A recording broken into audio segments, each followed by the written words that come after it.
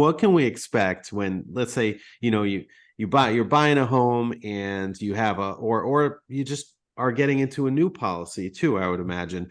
The home insurance company is going to send out a home insurance inspector. Is that correct?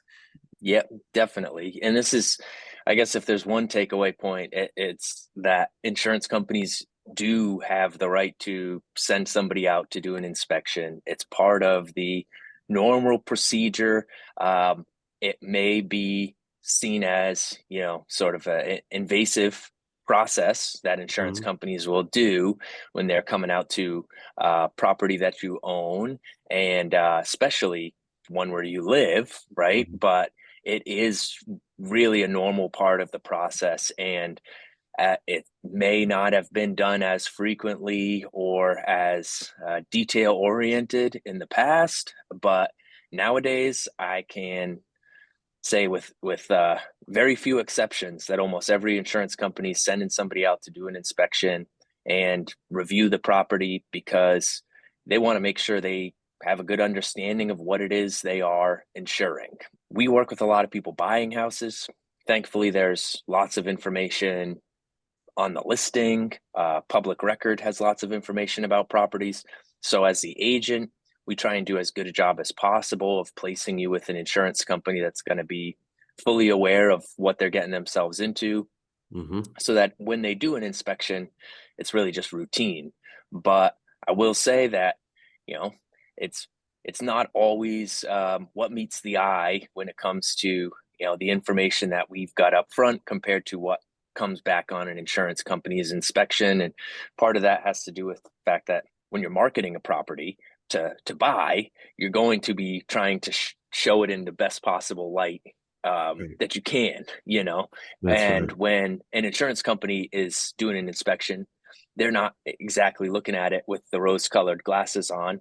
They are they and this is the frustrating part. They are looking for defects. Of They're course. they're intentionally out there looking for things that could be wrong with the home, that could be a potential hazard.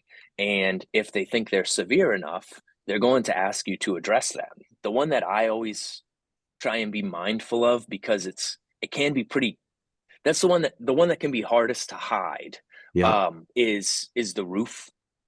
The property's roof or exterior surfacing can be the hardest one to Mhm. hide, right? Because no matter how good your photographer is, no matter how great you can take pictures, and how much you can get the angles just right, or even just set up a property for sale by doing a little bit of landscaping and cleanup and whatnot to make it look as nice as possible, it can be really hard to hide the fact that the roof may be nearing the end of its life. We've become really cautious around this because the last thing I want to do is give somebody, as a brand new client, a bad taste in their mouth 30 days after they purchase the house.